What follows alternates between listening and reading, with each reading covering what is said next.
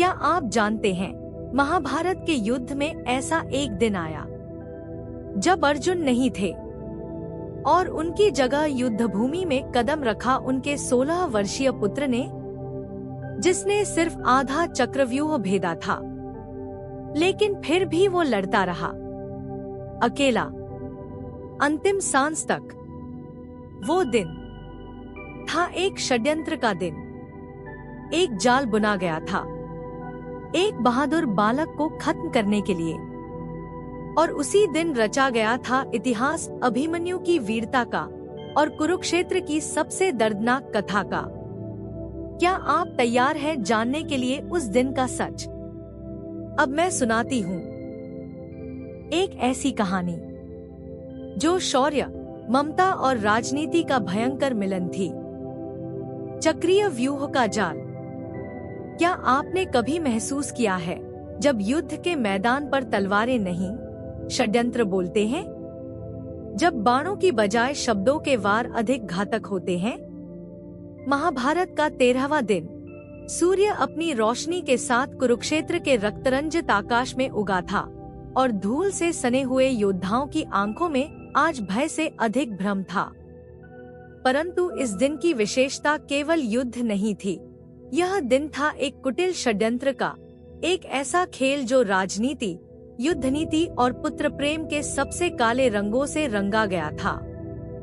पांडवों की सेना को ज्ञात नहीं था कि आज क्या होने वाला है, लेकिन कौरवों के शिविर में आज सुबह से ही एक विशेष योजना बन चुकी थी। दुर्योधन, कर्ण और गुरु द्रोणाचार्य एक गुप्त मंत्रणा में लीन थे। दुर्योधन ने कहा, यदि अर्जुन रणभूमि में रहेगा तो हम विजय प्राप्त नहीं कर सकते। हमें कुछ ऐसा करना होगा कि अर्जुन आज युद्ध में उपस्थित ही न हो। और तब खेल रचा गया। समर्थ नामक राजकुमार, जो पांडवों का सहयोगी बनने वाला था, उसे पूर्व दिशा में सहायता की आवश्यकता थी और इस सहायता के लिए भेजा गया अर्जुन, क्योंकि उसे ही वहां का मार्ग ज्ञात था। यह सब योजना का हिस्सा था, अर्जुन को रणभूमि से दूर करना और उसी समय रचना चक्रव्यूह की, वह जटिल सैन्य रचना जिसे भेदना केवल अर्जुन जानता था। गुरु द्रोण, जिनकी बुद्धि और नीतियों का समूचा युद्धभूमि सम्मान करता था, वह स्वयं इस व्यूह के निर्माता बने। सूरज चढ़ चुका था, रणभूमि सजी थी। रथों के पहियों की गड़गड़ाहट, घोड़ों की हिनहिनाहट और शंख ध्वनि के बीच एक अदृश्य जाल बुन दिया गया था, जिसे न तो धर्म देख पा रहा था, न न्याय। द्रोणाचार्य ने चक्रव्यूह की रचना की और जैसे ही व्यूह पूर्ण हुआ, पांडवों की ओर से चिंता की लहर फैल गई, क्योंकि उस व्यूह को तोड़ना केवल अर्जुन जानता था और अर्जुन तो वहां था ही नहीं। पांडव राजसभा में हलचल मच गई। सभी ने कहा, अब क्या होगा?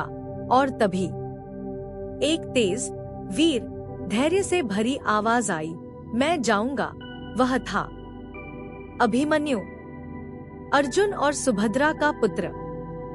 सिर्फ 16 वर्ष का था, पर तेज से ऐसा प्रतीत होता था जैसे स्वर्णिम सूर्य उसके भीतर प्रज्वलित हो। उसकी चाल में आत्मविश्वास था, उसकी आंखों में गर्व और हृदय में पिता की दी हुई शिक्षा की शक्ति। उसने कहा, मुझे व्यूह में प्रवेश करना आता है। माँ के गर्भ में रहते हुए मैंने सुना था। पिता सिखा रहे थे। कृष्ण ने एक क्षण को उसे देखा, जैसे किसी गहरे भविष्य को पहचान रहे हों। युधिष्ठिर ने उससे पूछा, क्या तुम अकेले जा सकोगे? और उसने मुस्कुरा कर कहा, अगर मैं पीछे हटूं तो पिता के नाम पर कलंक होगा। अगर मैं जाऊं तो पुत्र होने का धर्म निभेगा। पांडवों ने वचन दिया कि वे उसके पीछे पीछे प्रवेश करेंगे। अभिमन्यु ने अपने धनुष को उठाया, सारथी को आदेश दिया और रथ पर सवार होकर वह उस व्यूह की ओर बढ़ा, जो आज उसका इतिहास बनने वाला था। रणभूमि में जैसे सूर्य का अंश उतर आया हो, अभिमन्यु का तेज देखकर कौरव सेना थर्रा उठी। उसने चक्रव्यूह के पहले द्वार को बाणों से भेद डाला, रथ घुसा दिया और भीतर चला गया।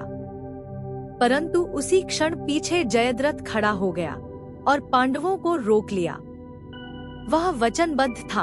दुर्योधन ने उससे एक दिन के लिए वरदान दिलवाया था कि वह अर्जुन को छोड़ किसी को भी व्यूह में प्रवेश नहीं करने देगा।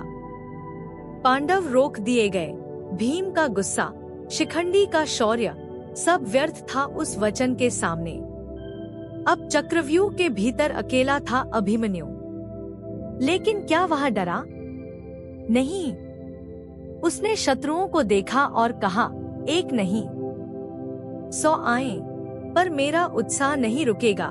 उसके बाणों की वर्षा शुरू हुई। दुशासन, कर्ण, शकुनी, कृपाचार्य, सबके रथ डगमगाने लगे। अभिमन्यु का शौर्य देख द्रोणाचार्य की आंखों में भी क्षण भर की करुणा आई, क्योंकि वह देख रहे थे वह केवल अर्जुन का पुत्र नहीं, वह एक धर्म का प्रतीक बन चुका है। लेकिन कौरव सेना ने धर्म नहीं देखा, उन्होंने केवल लक्ष्य देखा, इस बालक को मारना है। अभिमन्यु के रथ के पहिए टूटे, घोड़े घायल हुए, धनुष टूटा, तो उसने तलवार उठा ली। तलवार से उसने दुशासन के पुत्र को युद्धभूमि में गिराया, रथ पर चढ़कर कर्ण के सारथी को घायल किया और अपनी गदा से अश्वत्थामा के रथ की धुरी तोड़ दी। उसका शरीर लहूलुहान था, फिर भी वह मुस्कुरा रहा था, जैसे उसे हर वार सहने का अभिमान हो। लेकिन फिर हुआ वो जिसे इतिहास सबसे शर्मनाक पल कहता है। 7 महारथियों ने एक साथ मिलकर पीछे से, बाईं ओर से, ऊपर से उसे घेर लिया। यह युद्ध का नियम था कि एक योद्धा के साथ एक ही योद्धा लड़े, पर आज धर्म को चक्रव्यूह में कुचल दिया गया। अभिमन्यु का गदा टूट गया, वह थक कर गिरा। फिर भी वह उठा, रथ का पहिया उठा लिया और अंतिम क्षण तक लड़ता रहा। उसकी आंखों में कोई डर नहीं था, केवल एक चमक थी। मैं हार नहीं रहा, मैं बलिदान दे रहा हूँ। अंततः 7 योद्धाओं के वारों ने उसका शरीर छिन्न भिन्न कर दिया और वह धरती पर गिर पड़ा। चंद्रवंश का एक दीपक बुझ गया, पर उसकी लौ आज भी अडिग है। कुरुक्षेत्र में सन्नाटा छा गया। आकाश मौन हुआ, पक्षी उड़ना भूल गए और धरती ने एक नायक को अपनी गोद में सुला लिया। जब यह समाचार अर्जुन तक पहुंचा, वह मौन रहा। कृष्ण के नेत्र भी नम हो उठे। और फिर अर्जुन ने संकल्प लिया, यदि कल सूर्यास्त से पहले जयद्रथ न मरे, तो मैं स्वयं अग्नि में प्रवेश करूंगा। वह प्रतिज्ञा नहीं थी केवल शपथ, वह थी न्याय की पुकार। और उस दिन महाभारत का युद्ध केवल एक युद्ध नहीं रहा, वह धर्म और अधर्म के बीच की ज्वाला बन चुका था। अभिमन्यु मर गया, पर वह मरकर भी अमर हो गया।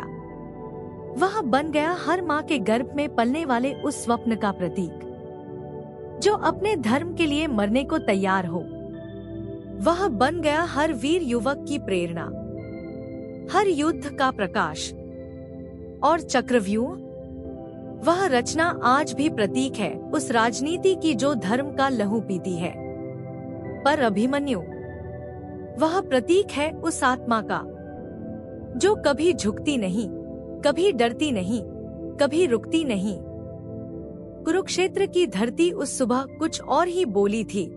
हवा में जैसे कोई अदृश्य साजिश तैर रही थी और सूरज की किरणें भी उस दिन युद्धभूमि पर कुछ झिझकते हुए उतर रही थी। रथ सज चुके थे, घोड़े हिनहिना रहे थे, हाथियों के पांव थर्राहट फैला रहे थे और गगनभेदी शंखों की ध्वनि रणभूमि को हिला रही थी। लेकिन आज का रण केवल बाणों का नहीं, यह एक राजनीति का रण था, जिसमें युद्ध से पहले ही निर्णय लिया जा चुका था कि आज एक आत्मा को कुचल दिया जाएगा। उस दिन युद्ध का 13वां दिन था और गुरु द्रोणाचार्य ने रचा था वह जो इतिहास में सबसे रहस्यमय और भयानक व्यूह कहलाता है, चक्रव्यूह। यह केवल एक सैन्य रचना नहीं थी, यह एक घूमता हुआ जटिल बहुस्तरीय भंवर था जो अपने भीतर किसी भी योद्धा को फंसाकर निगल सकता था। इसकी हर परत घूमती थी, दिशा बदलती थी और प्रवेश करने वाला जितना भीतर जाता उतना ही बाहर निकलने का मार्ग असंभव होता जाता। यह व्यूह ऐसा था जिसे भेदने का ज्ञान केवल अर्जुन को था और उसी ज्ञान को पांडवों से छीनने के लिए दुर्योधन ने अर्जुन को रणभूमि से दूर भेज दिया था। एक झूठा संकट, समर्थ नामक राजा की सहायता के बहाने, जिसे केवल अर्जुन ही संभाल सकता था। यही षड्यंत्र था, यही चाल थी और अब अर्जुन युद्धभूमि से कई योजन दूर था। जैसे ही द्रोणाचार्य ने चक्रव्यूह की रचना पूरी की, कुरुसेना उसमें व्यवस्थित हुई और चारों दिशाओं से घूमती हुई पड़ते अस्त्र शस्त्रों से सज गई। जब पांडवों ने देखा कि यह चक्रव्यूह बना है, तो उनके शिविर में चिंता फैल गई। युधिष्ठिर ने दृष्टि उठाकर आकाश को देखा, जैसे उत्तर मांग रहे हों। भीम की भौहें तन गई। नकुल और सहदेव युद्ध को निहारते हुए एक दूसरे की ओर देख रहे थे और तभी एक नाम हवा में गूंजा, अर्जुन कहाँ है? क्योंकि चक्रव्यूह में प्रवेश तो कोई कर सकता था, पर उससे बाहर निकलने का मार्ग वही बता सकता था जो इस विद्या में पारंगत था। और उस क्षण जब सारे योद्धा मौन थे, किसी युवा के पांवों की ध्वनि सुनाई दी, धीरे धीरे, आत्मविश्वास से भरे, जैसे रणभूमि को ललकार रहे हों। और सामने आया अभिमन्यु, अर्जुन और सुभद्रा का पुत्र, 16 वर्ष का तेजस्वी बालक, पर उसकी आंखों में वो ज्वाला थी जो किसी तपस्वी की समाधि को भी हिला दे। उसने शांति से पर गर्व से कहा, मैं इस व्यूह में प्रवेश कर सकता हूँ। सब चौंक गए। युधिष्ठिर बोले, क्या तुम व्यूह की संरचना जानते हो? और उसने उत्तर दिया, जब मैं माँ के गर्भ में था, पिताजी ने व्यूह को भेदने की कला बताई थी और माँ सुन रही थी।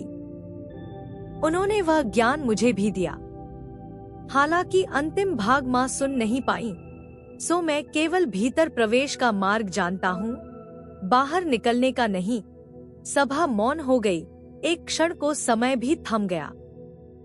कृष्ण जो दूर खड़े थे, उनकी आंखों में भावनाओं का समुद्र लहरा रहा था। वो जानते थे कि यह युवक आज इतिहास रचने वाला है, पर उस इतिहास का रंग लाल होगा। युधिष्ठिर ने कहा, यदि तुम जाओ तो हम सब तुम्हारे पीछे पीछे प्रवेश करेंगे। भीम ने अपना गदा उठाया और कहा, अभिमन्यु, तुम अकेले नहीं होगे। नकुल और सहदेव गरजे, धर्म का योद्धा कभी अकेला नहीं होता। वह क्षण ऐसा था जब एक बालक एक सिंह की तरह खड़ा था और उसके पीछे खड़ी थी एक सभ्यता, एक संस्कृति, एक धर्म। अभिमन्यु ने कृष्ण की ओर देखा और कृष्ण ने सिर झुकाकर उसे आशीर्वाद दिया, बिना शब्दों के, परंतु उन आंखों में आंसू थे। एक ईश्वर भी उस दिन मौन था। सुभद्रा द्वारा दी गई कंठी, जो अभिमन्यु ने अपने गले में बांधी थी, आज उसकी माँ की गोद की अंतिम स्मृति थी। उसका रथ, जो स्वर्ण से सजा था, अब युद्ध की ओर चल पड़ा। जैसे जैसे वह चक्रव्यूह की ओर बढ़ रहा था, उसकी चाल में ना कोई हड़बड़ी थी, ना कोई भय। वह ठहराव था जो केवल उन आत्माओं में होता है जिन्होंने मृत्यु से संधि कर ली हो। और जैसे ही अभिमन्यु ने पहला बाण चलाया, चक्रव्यूह की पहली परत टूट गई। दूसरा बाण चला, दूसरी परत चीर दी, तीसरा चला और तीसरी परत पिघल गई। वह व्यूह, जो अन्य योद्धाओं के लिए अगम्य था, उस 16 वर्षीय योद्धा ने उसे जैसे खुली पुस्तक की तरह पढ़ लिया। कुरु सेना चौंक उठी। शासन बोला, यह कैसे संभव है? कर्ण की आंखों में विस्मय था और स्वयं द्रोणाचार्य, जिनकी रचना थी यह व्यूह, वे भी क्षण भर मौन हो गए। अभिमन्यु भीतर घुस गया और उसी समय पीछे जयद्रथ खड़ा हुआ। उसकी शक्ति उस दिन विशेष थी। शिव के वरदान से उसने उस दिन किसी भी पांडव को चक्रव्यूह में प्रवेश करने से रोकने की सामर्थ्य पाली थी।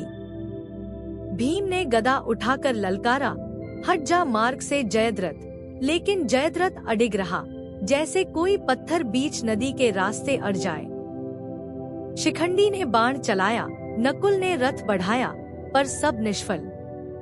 जयद्रथ का संकल्प आज भीषण था। अब अभिमन्यु अकेला था, व्यूह के भीतर। उसके पीछे अब कोई नहीं था। उसने मुड़कर नहीं देखा, क्योंकि उसकी आत्मा ने पहले ही जान लिया था, अब यह पथ अकेले तय करना होगा। व्यूह के भीतर उसे हर स्तर पर नया विरोध, नई दिशा, नया भ्रम मिल रहा था, पर वह थमता नहीं था। वह एक एक करके योद्धाओं को परास्त करता रहा। अभिमन्यु के भीतर केवल अर्जुन का रक्त नहीं बह रहा था, वहाँ कृष्ण की सीख, सुभद्रा की आस्था और पांडवों की मर्यादा भी थी। और जब वह व्यूह के तीसरे केंद्र तक पहुंच गया, तब शत्रु सेना कांप उठी। एक बालक ने चक्रव्यूह के हृदय तक प्रवेश कर लिया, पर उसे रोकने वाला कोई नहीं था, सिवाय नियति के। उस समय कुरुक्षेत्र मौन था, सूर्य उसकी चाल देख रहा था और धरती इंतजार कर रही थी उस शौर्य गाथा की जो आने वाली थी। अभिमन्यु का प्रण अब पूरा हो चुका था, वह व्यूह में प्रवेश कर चुका था और अब उसका युद्ध शुरू होने वाला था। क्या तुमने कभी देखा है एक अकेला दीपक जो आंधियों से लड़ता है, टूटता है, फिर भी बुझता नहीं? क्या कभी किसी 16 वर्ष के बालक की आंखों में तूफान देखा है, जो रथ पर सवार नहीं, धर्म पर आरूढ़ हो? यही था अभिमन्यु, और यही था वह क्षण जब समय रुक गया, दिशा गूंगी हो गई और व्यूह ने अपने द्वार पर पहली बार किसी को स्वीकार किया जिसे वह खुद निगल न सका। जैसे ही वह चक्रव्यूह की बाहरी परत को भेदते हुए भीतर घुसा, एक तूफान उसके साथ चला। न ज़मीन ने उसका रास्ता रोका, न आकाश ने उसके शौर्य पर प्रश्न उठाया। वह जैसे अग्नि का पुत्र था, उसकी हर दृष्टि में एक आंधी थी और हर बाण में वज्र की गूंज। अभिमन्यु का शरीर यद्यपि युवा था, पर उसकी आत्मा युद्ध की उतनी ही परिपक्व थी जितनी भीष्म की अनुभवी दृष्टि। वह रथ पर नहीं था, वह इतिहास की रचना पर सवार था। जैसे ही जयद्रथ ने पांडवों को रोक लिया और व्यूह बंद हो गया, कौरवों की आंखों में पहली बार भय उभरा, क्योंकि उन्होंने उसे अकेला अवश्य कर दिया था। पर वो अकेला नहीं था, उसके साथ अर्जुन की शिक्षा थी, कृष्ण का आशीर्वाद था और धर्म का वरदहस था। अभिमन्यु ने जब व्यूह की पहली परत को चीरकर भीतर प्रवेश किया, उसके हाथों में बाण नहीं, न्याय का दंड था। उसका धनुष गूंज उठा और उसकी बाणों की वर्षा से कुरु सेना की पहली पंक्ति उलट गई। शासन, कृपाचार्य, शल्य और कर्ण एक साथ सम्मुख आए, पर उसकी अग्निमय दृष्टि देखकर सब पीछे हटे। शासन ने सोचा वह बालक है, सरलता से पराजित हो जाएगा, पर जैसे ही उसने रथ बढ़ाया, अभिमन्यु ने उसके घोड़े काट डाले, उसका रथ उलट दिया और उसके पास खड़े योद्धाओं को बिना एक भी क्षण गंवाए भूमि पर गिरा दिया। उसके बाणों की गति देखकर शकुनी ने अशुभ संकेत किया, पर कोई उसकी बात नहीं सुन रहा था, क्योंकि रणभूमि में अब केवल एक ही नाम गूंज रहा था, अभिमन्यु। रथ के पहिए गूंज रहे थे, तलवारों की चमक आकाश छू रही थी, और अभिमन्यु की हुंकार, मैं अर्जुन का पुत्र हूँ, मेरे पास कोई भय नहीं, क्योंकि मैं धर्म के लिए लड़ रहा हूँ, गगन भेदी थी। अश्वत्थामा ने उस पर दिव्यास्त्र छोड़ा, पर अभिमन्यु ने उसे अपने साधारण बाण से निष्क्रिय कर दिया। कर्ण ने उसकी ओर बाणों की झड़ी लगाई, पर अभिमन्यु की गति ऐसी थी जैसे वह वायु को चीर रहा हो। उसका हर वार एक मंत्र था, हर चाल एक स्तुति।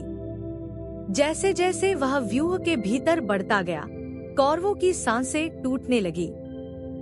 उसके बाणों की नोक पर ध्वंस था और उसके माथे पर एक दिव्यता। कर्ण ने कहा, यह कोई सामान्य योद्धा नहीं, यह कोई देव है जो धरती पर युद्ध करने आया है। अभिमन्यु तब तक एक एक योद्धा को गिराता गया, कभी धनुष से, कभी तलवार से, कभी गदा से।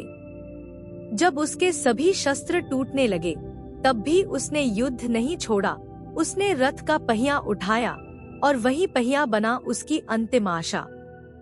वह पहिया कोई साधारण वस्तु नहीं थी, वह धर्म की चक्रव्यूह में टूटती हुई प्रतिज्ञा थी।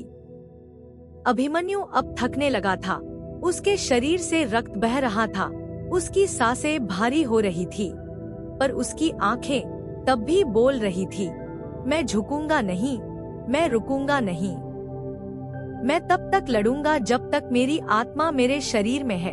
वह पहिया लेकर एक एक योद्धा पर वार करता गया।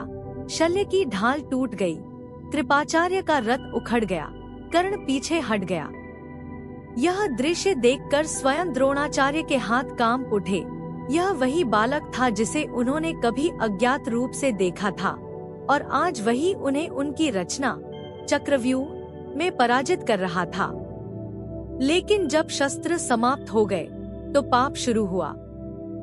7 महारथियों ने मिलकर अभिमन्यु पर पीछे से वार किया।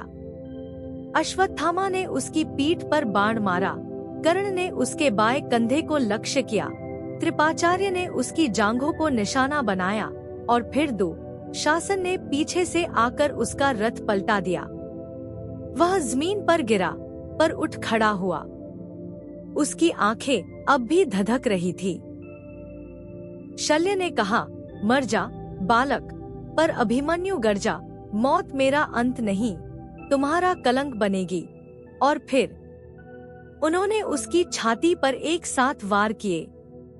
उसका शरीर जमीन पर गिर पड़ा, पर उसकी आत्मा आकाश में उठी। वह अंतिम श्वास तक लड़ता रहा, और जैसे ही उसकी सांसें थमी, कुरुक्षेत्र शांत हो गया। कृष्ण की आंखें नम थी। सूर्य कुछ क्षणों के लिए ढल गया और पांडवों के शिविर में सन्नाटा छा गया। जब अर्जुन को यह समाचार मिला, उसने केवल इतना कहा, मैं पुत्र का बदला सूर्यास्त से पहले लूंगा, वरना अग्नि में प्रवेश करूंगा। और वह प्रतिज्ञा बन गई इतिहास की सबसे प्रचंड अग्नि, जो एक युग को जलाकर भस्म कर देने वाली थी। अभिमन्यु मर गया, पर वह मरा नहीं, वह अमर हो गया। क्योंकि एक पुत्र जब अपने पिता की अनुपस्थिति में पूरी सेना से अकेला लड़ता है, तो वह योद्धा नहीं, वह धर्म बन जाता है। और आज भी जब कोई अकेला होता है, लड़ता है, सत्य के लिए खड़ा होता है, तो वह अभिमन्यु कहलाता है। जब अभिमन्यु ने चक्रव्यूह में प्रवेश किया, तो उस क्षण सृष्टि थम गई थी। सूर्य की चाल धीमी हो गई थी और पवन भी सहम गया था, क्योंकि वह जानता था कि आज एक बालक अकेला उस रचना में प्रवेश कर चुका है जिसे स्वयं गुरु द्रोण ने रचा था, और उस चक्रव्यूह में लौटने का मार्ग उसे कभी बताया नहीं गया था। वह केवल प्रवेश जानता था, पर निकास नहीं। अर्जुन, जो कि व्यूह भेदन के ज्ञाता थे, उनसे दूर षड्यंत्र पूर्वक युद्ध क्षेत्र के बाहर भेजा गया था, और उनके पुत्र को इस भीषण व्यूह में अकेले भेजना, यह मात्र सैन्य निर्णय नहीं था, यह सुनियोजित धोखा था। और जब अभिमन्यु व्यूह के भीतर अपनी अग्निस्मान ऊर्जा से कौरवों की परतों को चीरता गया, तब पीछे से पांडवों की सेना ने भी उसका अनुसरण करना चाहा, पर उस चक्रव्यूह के द्वार पर खड़ा हो गया एक पत्थर, जयद्रथ। सिंधु नरेश जयद्रथ, जिसने वर्षों तक तपस्या की थी और भगवान शिव से यह वरदान पाया था कि वह एक दिन के लिए समस्त पांडवों को युद्ध भूमि में रोक सकेगा। और वह दिन आज था, जब व्यूह के भीतर अर्जुन पुत्र अकेला था और बाहर उसके चाचा, मामा, भाई सब मौन खड़े थे, असहाय। भीम गर्जा, हट जा जयद्रथ, वरना इस गदा से तेरी अस्थियां बिखेर दूंगा। नकुल बिजली की गति से लपका। सहदेव ने योजना बनाई, युधिष्ठिर ने विनती की, पर जयद्रथ अडिग रहा। शिव के वरदान से बलवान वह उस द्वार पर दीवार बन गया, और हर बार जब कोई पांडव उस द्वार को पार करना चाहता, जयद्रथ उनके समक्ष खड़ा हो जाता, जैसे विधि स्वयं उन्हें रोक रही हो। बाहर समय रुक गया था, भीतर धर्म लहूलुहान हो रहा था। अभिमन्यु ने सोचा कि उसके पीछे उसका परिवार आ रहा है, पर जैसे जैसे वह व्यूह की गहराइयों में घुसता गया, वह अकेला होता गया। हर परत में उसके सामने थे महारथी अश्वत्थामा, कर्ण, दुःशासन, कृतवर्मा, कृपाचार्य, और हर कोई इस एक बालक को रोकने के लिए तत्पर था। पर अभिमन्यु रुका नहीं। उसकी सांसें तेज थी, उसका शरीर लहूलुहान, पर उसकी आंखों में वह चमक थी जो केवल उनके भीतर होती है जो मृत्यु को भी मित्र मानते हैं। एक एक शत्रु को वह गिराता गया, कोई भी उसकी गति को नहीं रोक पाया। लेकिन जैसे जैसे शस्त्र समाप्त हुए, जैसे ही उसके बाण खत्म हुए, उसका धनुष टूट गया, उसकी तलवार गिर गई, उसकी गदा भी छीन ली गई। अब वह निहत्था था। और वहीं से शुरू हुआ अधर्म का सबसे काला अध्याय। 7 महारथियों ने एक साथ एक निहत्थे बालक पर वार किया। पीठ पर बाण मारे गए, जांघों पर प्रहार हुआ, गर्दन पर आघात किया गया, और कोई भी रणधर्म की मर्यादा याद नहीं कर रहा था। द्रोणाचार्य, जो धर्म और ज्ञान के प्रतीक माने जाते थे, वो भी मौन खड़े थे। उन्होंने ना इसे रोका, ना विरोध किया। अभिमन्यु अब खड़ा था केवल अपने आत्मबल पर। उसने रथ का टूटा हुआ पहिया उठाया और उसी को हथियार बना लिया। उसके उस छोटे से शरीर में वो शक्ति थी जो संसार को झकझोर दे। वह उस पहिए से भी युद्ध करता रहा। उसके हर वार से एक चीख गूंजती, हर प्रहार के साथ कोई शत्रु पीछे हटता, पर वह अकेला बालक थकने लगा था। उसका शरीर झुकने लगा, आंखें धुंधली होने लगी, रक्त इतना बह चुका था कि अब उसका चेहरा पहचानना कठिन हो गया था, पर उसकी आत्मा अब भी जल रही थी। अंत में जब अश्वत्थामा ने उसकी छाती में तलवार उतारी, जब कर्ण ने पीछे से बाण मारा, जब कृपाचार्य ने उसका सिर घायल किया, तब भी अभिमन्यु गिरा नहीं। वह घुटनों पर आया और अपनी अंतिम सांस में कहा, मैं अर्जुन का पुत्र हूँ।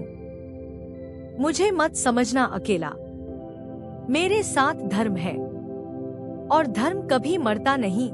और तब वह भूमि पर गिर पड़ा, रक्त से भीगा हुआ, आंखें खुली हुई, जैसे वह आकाश को देख रहा हो, जैसे वो कह रहा हो, अब न्याय की बारी है।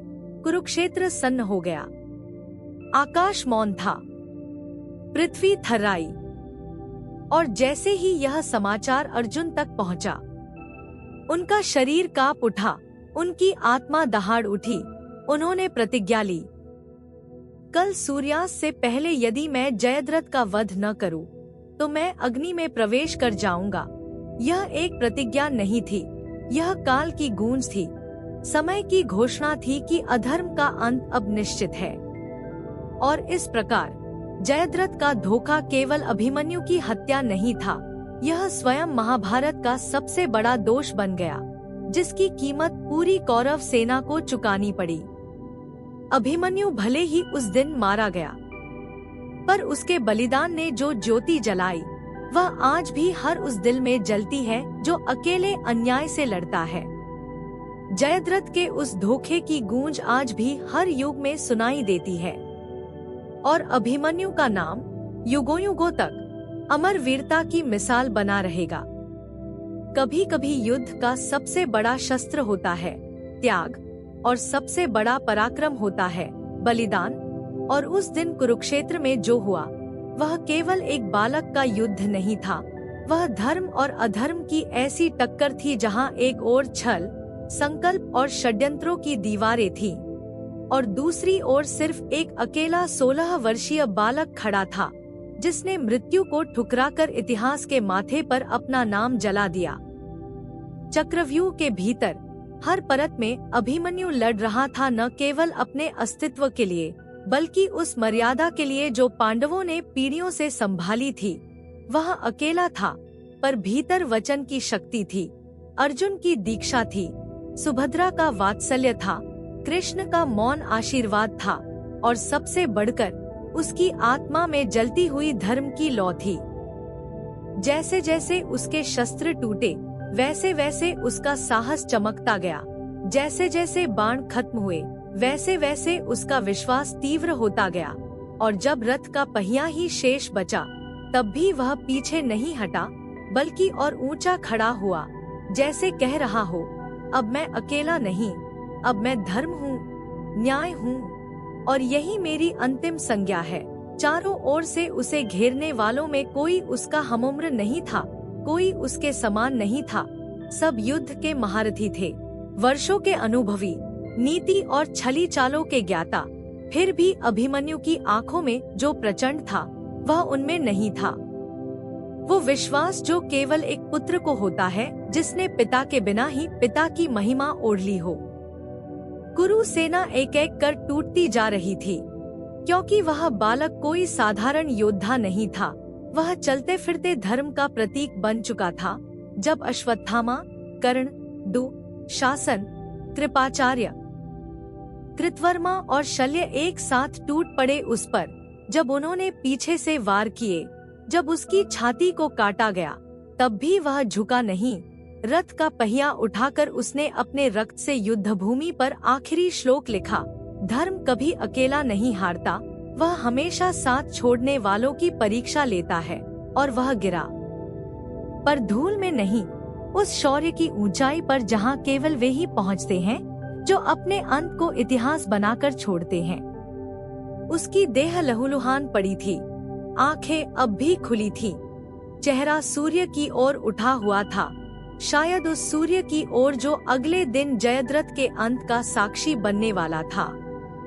युधिष्ठिर, जिनकी आत्मा मर्यादा थी, उस दिन मौन रोए।